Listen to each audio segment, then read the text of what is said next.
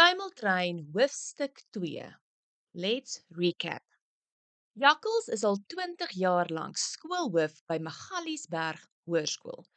Hy dien op die omgewing se buurtwag, die polisieforum en help pannekoek bak by die kerk. As hy sê die 3 tieners is skuldig, sal mense hom glo.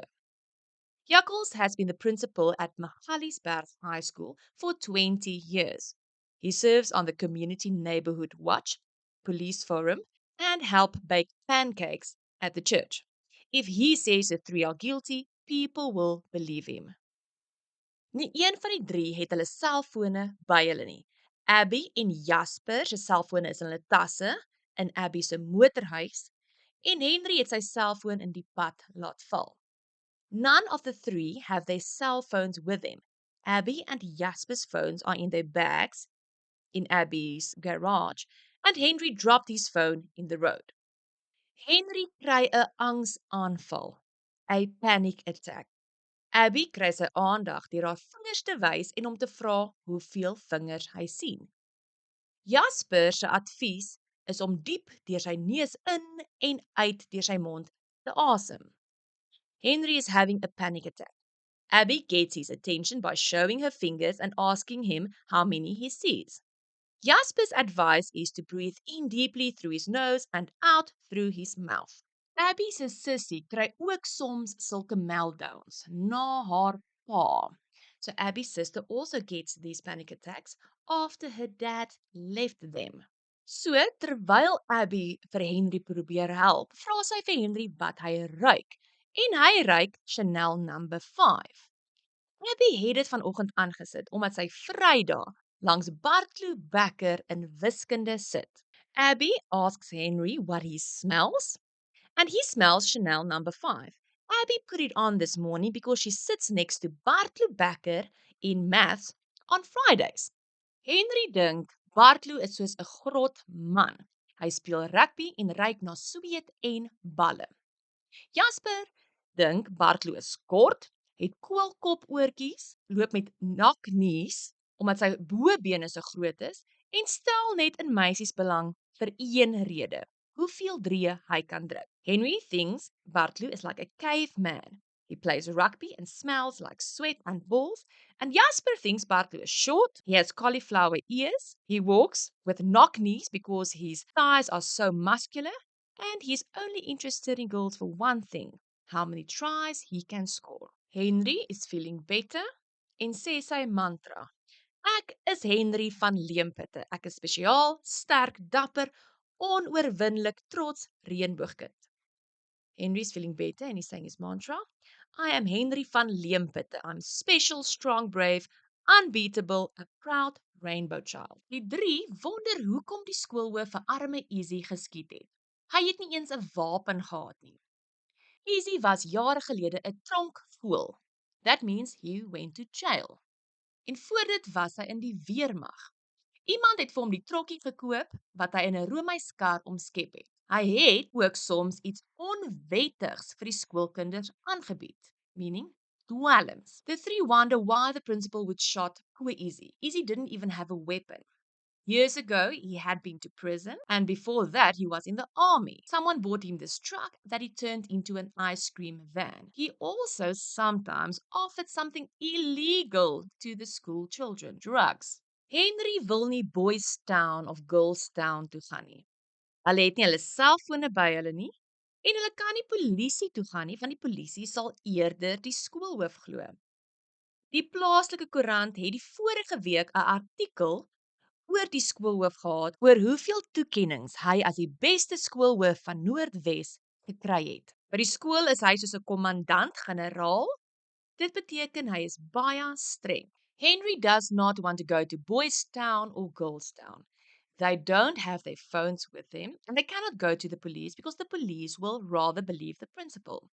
The local newspaper had an article the previous week about the principal and how many awards he received as the best principal in the Northwest. At school, he's like a commandant-generaal, a general, meaning he's very strict.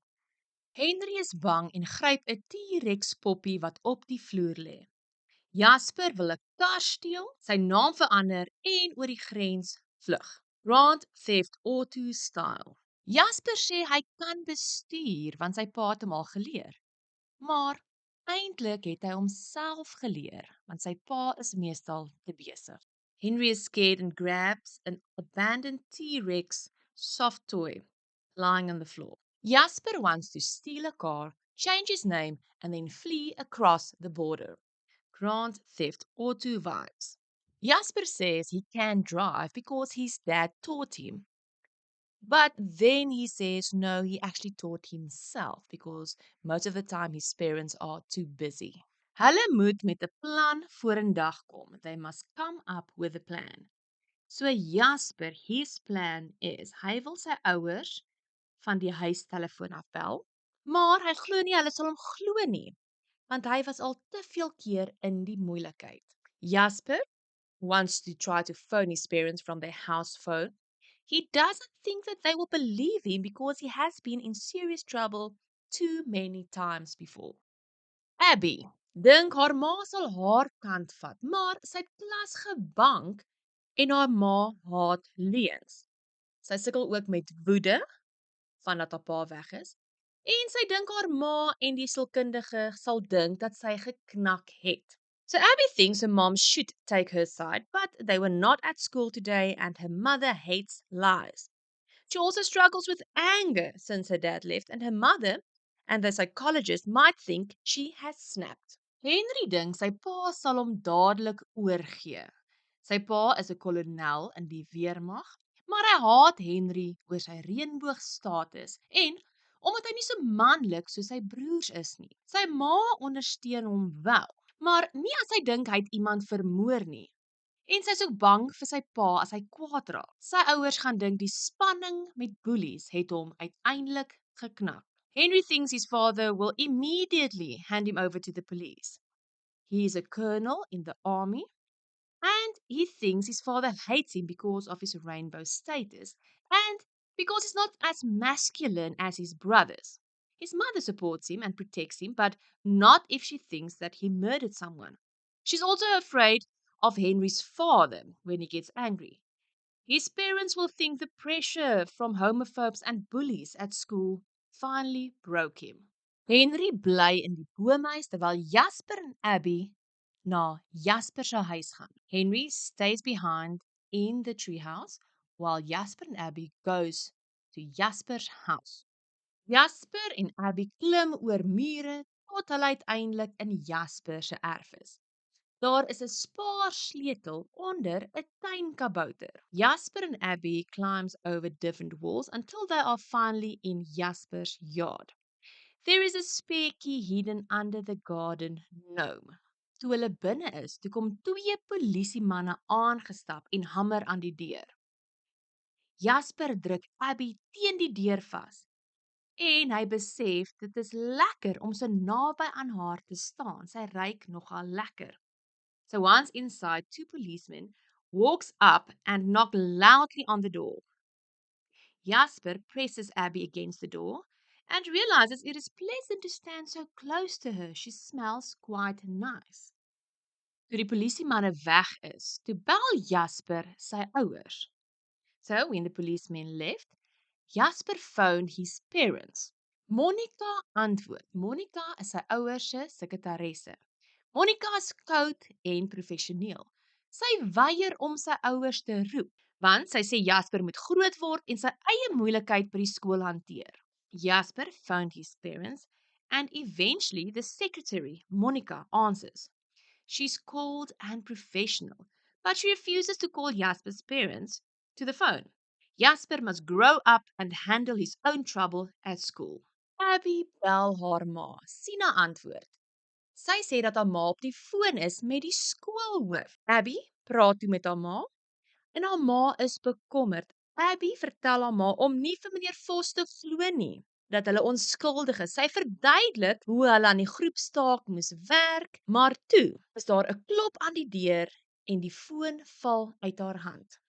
Abby calls her mother. Sina, the helper, answers the phone and says that her mother is on the cell phone with the principal. Abby then speaks to her mother and her mother is worried. Abby tells her mother not to believe Meneer Vos, that they are innocent. She explains how they had to work on a group task when loud banging on the front door frightens her and the phone falls from her hand. Jasper gryp Abby se hand en trek haar na die motorhuis toe. In die motorhuis staan hulle by Jasper se ouers se trots. Hulle motorfiets met 'n sykarretjie. Sy ma en pa doen gereeld uitstappies saam met ander bikers. Jasper grabs Abby's hand and pulls her to the garage. Inside, they get to his parents' pride and joy, a motorbike with a sidecar. His mom and dad goes on these outings with other bikers. Jasper en Abby trek leerbaadjies aan en Abby trek 'n leerbroek aan. Jasper and Abby puts on leather jackets and Abby also puts on leather pants. Jasper dink hoe belaglik die situasie is. Alhoewel hy homself 'n rebel noem, wou hy nooit vir die polisie vlug nie. Hy sou volgende jaar sy punte verbeter en dan iets gaan studeer. 'n Ingenieur soos sy ouers of dalk speletjies ontwerp.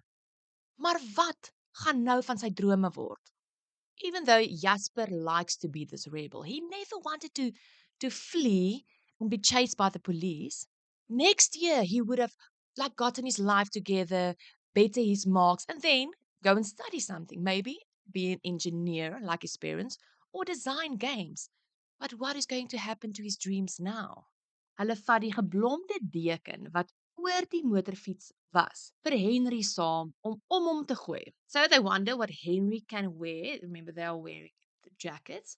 And they take the flower material that was draped over the motorbike for Henry to drape around him to disguise him with. Jasper laat gly die motorfiets teen die afrit af. So he does not switch on the motorbike.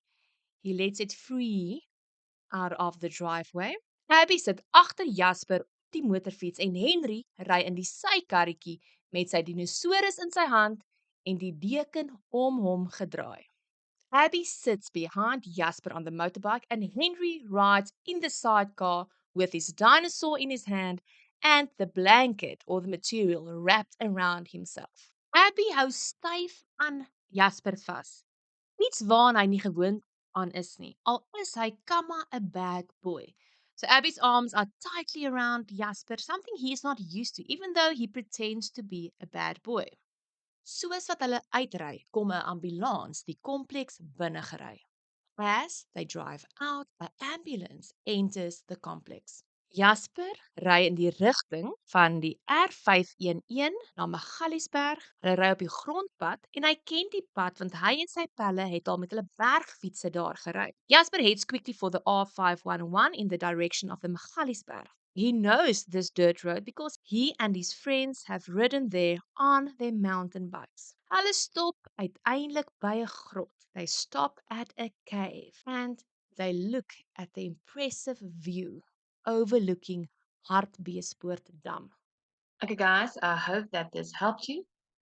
Click below here where I landed to check out the playlist. Goodbye.